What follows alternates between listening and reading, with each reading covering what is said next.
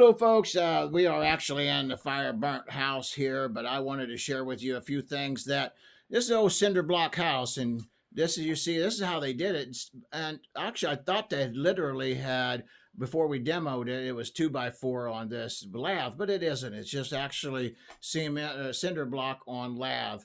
And these are your laths, and that's what they put the plaster and drywall up on. But actually, it went plaster first, and that's how they used to do it. But I wanted to share with you a couple other things here.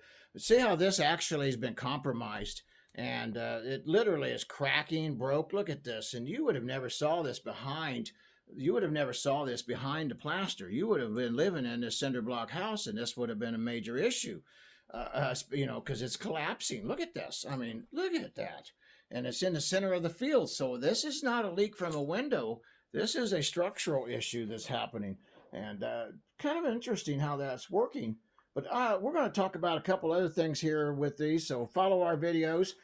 Follow us on this. Follow us on the fire burn house, from where we started a long time ago to where it first burnt, to where we tear it down, to where we build the new one, and the process of all that. Thanks, folks. Have a great day. We appreciate you. Hit like and subscribe and share with your friends. God bless.